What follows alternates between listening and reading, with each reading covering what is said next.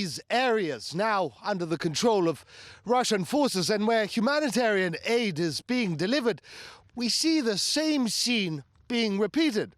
And that is hundreds, thousands of people queuing at distribution points for desperately needed food. And always a handful of spoilers appear, most often with mobile phones to film what they're doing. They'll stand there and shout insults at Russian troops or the masses queuing for desperately needed food.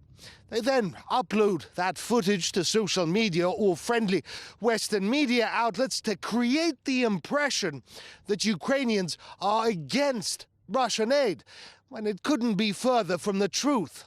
Across liberated areas of Ukraine, convoys of Russian aid, food and essentials are an increasingly common sight. Hundreds of tons have been loaded and sent to Ukrainian cities and communities on the verge of starvation. But some people would rather see thousands starve. In queues that stretch for hundreds of meters, you'll find them holding phones in people's faces.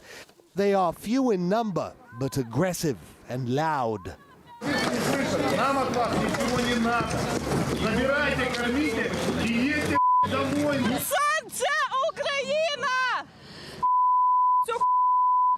This is tame compared to what other Ukrainian nationalists are saying. They want to hunt down anyone, starving or not, who takes badly needed food from the Russian convoys. Кто там поменял родину на желудок? Кто там вздыхает с голода? Всех запомним, кто там берет, мужчины, пацаны. Потом будем с вами разбираться по-другому, кто там вздыхает от голода, скотины. They are a tiny minority, the nationalists and neo-Nazis, but they have enormous sway. Years of murder, violence, bullying and intimidation have frightened people to the core. Few dare to stand up to them, but judge for yourself. For every 1,000 people that welcome Russian aid, only a handful appear to insult and scream. I want to say to all of the citizens of Kherson that I wish them health. I want to thank you. We are very happy and grateful. On Ushakova Street, we have a supermarket nearby. It's empty. There's nothing in the store except sweets. There's a shop next to us. I stood in line there to buy 2 slices of cheese and a pack of butter. I gave 197 hryvnia. These are unthinkable prices. They're like Moradors. There's a crazy queue for bread. People cannot buy bread. Russia's intended denazification of Ukraine has already begun.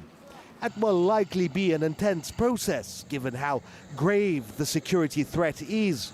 Just kilometers from where aid workers were handing out food, Russian forces detained a man with explosives, firearms, and orders. What is your rank? What branch of the armed forces? The 124th Territorial Defense Brigade, head of military-civilian cooperation.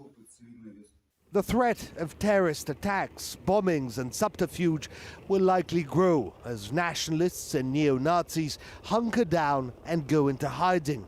But for now, it remains a tough balancing act for Russia, juggling the needs of the people and their goodwill while fulfilling its goal, the demilitarization and denazification of Ukraine.